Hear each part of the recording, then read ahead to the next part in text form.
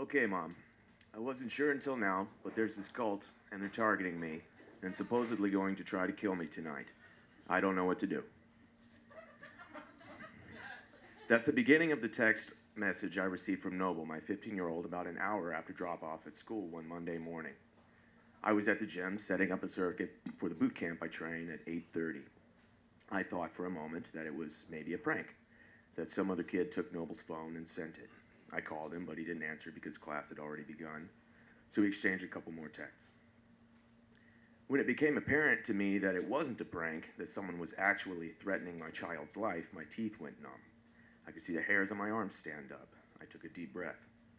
You see, in times of crisis, I overfunction, especially where my children are concerned. The inherent sense of urgency produces in me an ability to see what needs to be done with intense clarity and perfectly compartmentalized focus. I'm not the hysterical mother you see on TV. I become a mama lion that zeroes in on her kill and pursues it with a relentless intention to conquer. I handle shit. And when, and when I'm done, shit is handled. I got through instructing my class with a bit of an edge and a slower, more reserved tone than usual. The very second it was over, at 8:59 a.m., I began canceling the rest of my clients for the day. I called Noble School, a small private high school that he's attending on scholarship, and asked for an emergency meeting with the director. I walked out of the gym, got in my car, and headed south. I willed traffic lights to turn green and other drivers to politely allow me to pass. I made it from Sunset Heights to the Museum District in just over 10 minutes. Noble and I sat down with the school director in his office, and I took my child's phone. Yes, there were several texts with cryptic-looking messages, the most menacing of which said, "Tonight is 0 hour," and another in Russian, which translated read, "You will break, I will break you, I guarantee it." The rest were difficult to understand, and they were from unfamiliar phone numbers. I asked him how he knew these were from a cult, and why he was so certain that they were life-threatening, because really none of them actually said, "I will kill you." He shared with us that his friend Michael is a practicing member of this cult, and that he'd been translating the messages for him.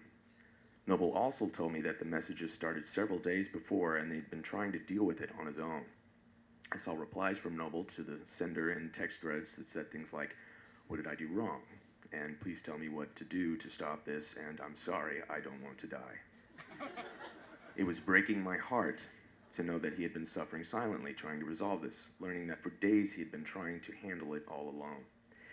I asked the director if we could get Michael in the office to ask him questions, not without Michael's parent, whom the director simply encouraged me to call. The director is an intelligent and compassionate man, but he's not quite as tech-savvy. He's a philosophy teacher, as he as he should be, as someone who deals with a bunch of genius adolescents. He wasn't yet understanding the gravity of the situation because the text messages were cryptic, written in L33T speak, hacker jargon, and supposedly this cult's own coded vernacular. Noble, who already had some anxiety issues, was a nervous disaster. After assuring him he'd be safe there at the school, I stepped outside to call Michael's mother, Kathy. I had met her and her husband 3 or 4 times at this point. At each encounter, she had been under the influence of something or other, enough to slur her speech, and the husband was barely present himself. They're a wealthy, middle-aged white couple living in Westview. He works in oil and gas, and from what I've been able to assess, she is a housewife whose hobbies include shopping and Xanax. Both of their sons were adopted, and both of them, I would go on to find out, had been expelled from other schools for psychotic and violent behavior prior to Michael's enrollment at this school. When Kathy answered the phone, the first thing she said to me was, "Can I put you on hold for a sec? I have some shopping bags that I'm trying to get into the house right now.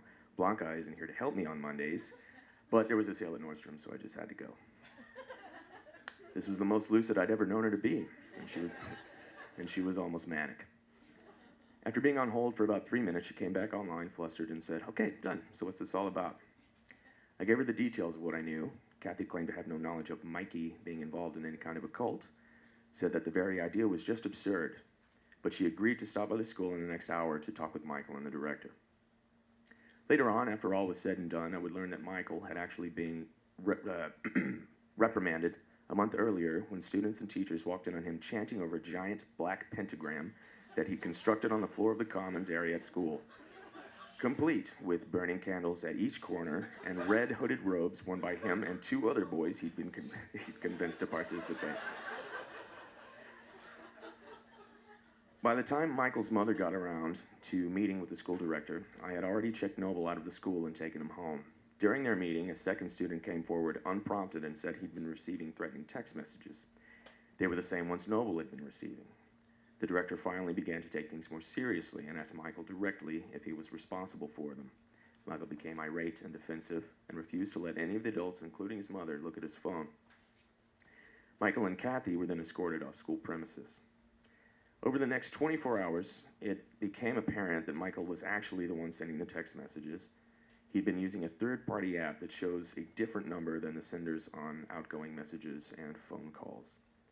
I was called by the director the next afternoon and told that after conducting a thorough investigation, the school filed a police report. Michael had been expelled and would not be returning to school under any circumstances. He would also be permanently banned from entering the school's partner establishments where students interned, the CAMFH, the MFA, Glassell School of Art, and the Museum of Natural Science. The school changed all of their alarm and lock codes. They hired a full-time security guard. They suspended off-campus lunch privileges. This is also when I learned that Owls were the fourth school Michael had been expelled from as a result of violent tendencies and bullying. I was both surprised and relieved to see what lengths the school was willing to go to in order to protect its students. Noble and I began to feel a sense of relief. We even started to joke about it, trying to put it behind us until the next evening. Noble attends an LGBTQ youth support group. Michael was also at the time attending those meetings. I wasn't willing to let Noble go again until I was sure he would be safe. I made some calls, shared our story with the group's director, including the measures the school had taken after the investigation. The organization consequently did their own inquiry and decided it wasn't safe for the attendees to have Michael present. I was assured that Noble would be safe, so I allowed him to go. When Michael showed up, he was intercepted in the hallway before reaching the meeting area and escorted into the office, where he and his mother were informed that he wouldn't be allowed to return to school without meeting a long list of requirements, including counseling. Shortly after, Noble received one final text from him that was not from a third-party app. It was from Michael's actual cell number, and it said, "I will kill you, you worthless cunt." It had only been about 10 minutes since I dropped him off when I received a screenshot of that text from Noble. All of the weight of the situation that had just recently dissipated sat itself back onto my chest. I turned the car around and headed back to pick up Noble.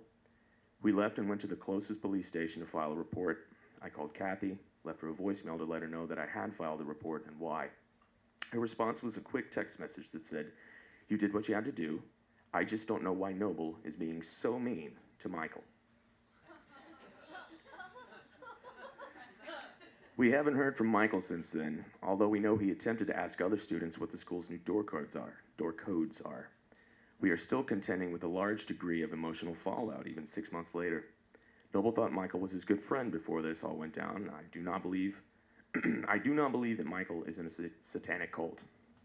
The way he was going about it isn't the way that people who identify as Satanists actually behave. This was romanticized, cinematic notion of what being a cult would be like. I think he's a lonely, disturbed kid who did this for attention. That said, I do wonder, had I not taken it seriously, which led to the school's governing officials to take it seriously, if there isn't a distinct possibility that we might all be seeing Houston on national news as the next city to fall victim to a school shooting.